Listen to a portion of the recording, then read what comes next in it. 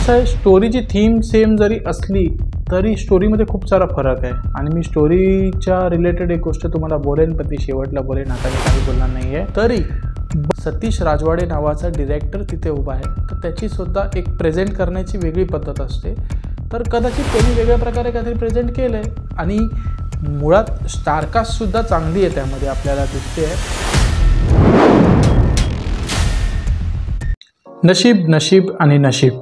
हो मित्रांनो, जेव्हा आपण खूप सारे प्रयत्न करतो आयुष्यामध्ये तेव्हा आपल्याला असं वाटतं की माझं नशीब मला का साथ देत नाही आहे.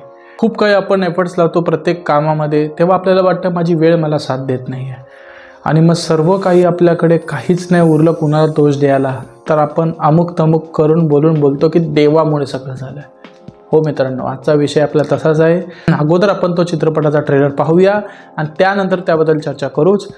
नमस्कार मित्रांनो, मी यूट्यूबर सिद्धेश शिंदे तुमचं आपलं मराठी बॉय रिॲक्शन चॅनलमध्ये मी सहर्ष स्वागत करत आहे. अगोदर आपण व्हिडिओ पाहू आणि त्यानंतर त्याबद्दल चर्चा करू. चॅनलवरती नवीन असेल तर प्लीज चॅनलला सबस्क्राईब करायला विसरू नका. चला मित्रांनो, व्हिडिओ सुरू करूया. केस नंबर 34,838. आणि लग्नाच्या गाठीवर स्वर्गात जुळतात. या असल्या गाठी ज्या वर्षभर पण टिकत नाहीत. तुला तुझ्या बायकोपासून डिवोर्स का हवाय? नव्हतं पटत माझं माझ्या बायकोशी.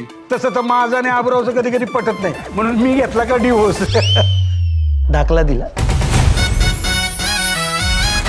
अनोळखी मुलीबरोबर मी कधीच लग्न नाही करत. आपण करूयात लग्न अर्जुन. मी अर्जुनला लहानपणापासून ओळखतो. सुखानं ठेवेल तिला. काय रे, त्याला काय विचारताय तुम्ही? तुम्ही तुमची सोन्यासारखी मुलगी देताय, वर नोकरी देताय, एवढे मोठ्या मनाचं कोण असतं? मी नेमकं काय करायचं? काय करताय? जगातल्या प्रत्येक मुलीला आपल्यावर कोणीतरी प्रेम करते हे ऐकायला आवडतं. नारी बिस्किट हिल्स वगैरे त्या मुलींच्या गोष्टी आहेत, आपण नाही पडायचं त्याच्यात. अगं एडीएस का? मेरी मध्ये मला माझी बायकोच दिसत नाही यार. म्हणजे ती तुझी बेस्ट फ्रेंड आहे, हा तुझा मेन प्रॉब्लेम. दुसरा काय प्रॉब्लेम नाही. एक गप्रे. अर्जुन, रिया. प्रिया कोण आहे? चाइल्डहुड क्रश आहे. ती आपल्या शाळेत होती, आपल्याला सिनियर. Cheers. अरे उशीर झाला. रियाला भेटायला गेलो होतो. रिया, तू जर मला भेटली नसतीस ना तर मी कधी ट्रायच नसतं केला. मला सुद्धा लाईफ मध्ये जे हवं ते कधीच नाही मिळालं. सकाळपासून तू गायब आहेस आणि आता तू मला डायरेक्टली एका मुलीबरोबर मिठा मारताना दिसतोय. मला जे हवं असतं ना ते मला कधीच मिळत नाही. जी मुलगी आवडते ती सोडून भलती झाली माझ्या नशिबात. मग का नाही म्हणालास तेव्हा? आयुष्य बदमाश. पण दोष माझा नाहीये, दोष माझ्या नशिबाचा आहे आणि ते नशीब लिहिणाऱ्या त्या देवाचं आहे.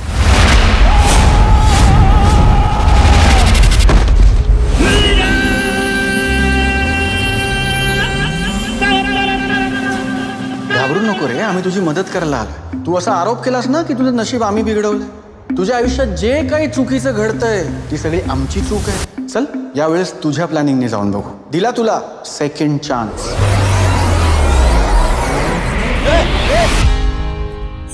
ये ना पुन्हा हो न सर ये आभाळ भर ये तू भेटना ये ना पुन्हा ये ना पुन्हा.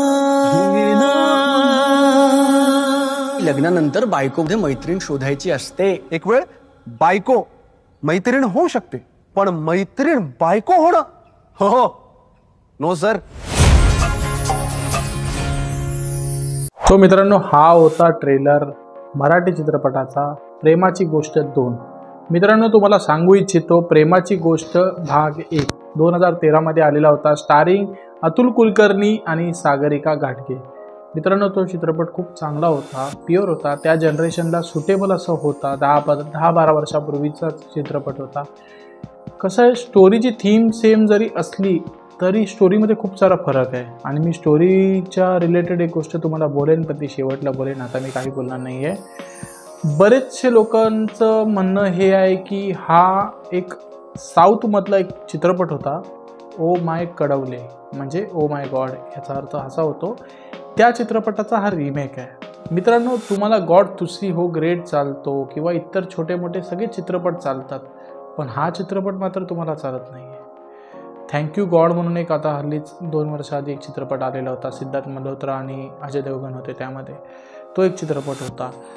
इवन अजून एक मराठीमध्ये 1-2 चित्रपट आहेत. थँक्यू विठ्ठला म्हणून एक चित्रपट होता आणि असे बरेच चित्रपट आहेत जे असे ह्या थीमवरती आलेले होते. पण जरी हा साऊथचा फ्रेम टू फ्रेम रिमेक असला तरी सतीश राजवाडे नावाचा डिरेक्टर तिथे उभा आहे, तर त्याचीसुद्धा एक प्रेझेंट करण्याची वेगळी पद्धत असते. तर कदाचित त्यांनी वेगळ्या प्रकारे काहीतरी प्रेझेंट केलं आहे आणि मुळात स्टारकास्टसुद्धा चांगली आहे त्यामध्ये आपल्याला दिसते आहे. ललित प्रभाकर आहेत, रश्मी पंडित आहेत किंवा इतर हे कलाकार आहेत आपले, ते लोकंसुद्धा चांगल्या प्रकारे काम करत आहेत. भाऊ कदम आहे, स्वप्नील जोशीसुद्धा आहे. तर ह्या गोष्टी ह्यामध्ये आहेत. तर एखाद्या वेळी बघायला काय हरकत आहे जर त्यामध्ये आबूराव आणि बाबूराव जर त्या हिरोला एक सेकंड चान्स द्यायला बघतायत, तर तुम्ही का नाही घेऊ शकत सेकंड चान्स एक ऑडियन्स म्हणून. मी मित्रांनो तुम्हाला इतकंच सांगेन की आता लगेच तुम्हाला नाव कळलं म्हणून ओरिजिनल बघायला जाऊ नका. 21 ऑक्टोबरला हा चित्रपट रिलीज होतोय, तर थिएटरमध्ये जायला विसरू नका. थिएटरमध्ये जावा, बघा चित्रपट. खूप चांगला चित्रपट आहे, फ्रेश आहे आणि खूप चांगली स्टारकास्ट आहे. कॉमेडी पण तेवढाच आहे आणि बरेच सारी क्युरियोसिटी निर्माण होते हा चित्रपटाचा ट्रेलर पाहताना. सो चित्रपट पाहायला विसरू नका. यातली गाणीसुद्धा खूप छान आहेत मित्रांनो. तुम्ही बघू शकता, ऑडिओ जुकबॉक्स आलं आहे, तुम्ही ऐकूसुद्धा शकता.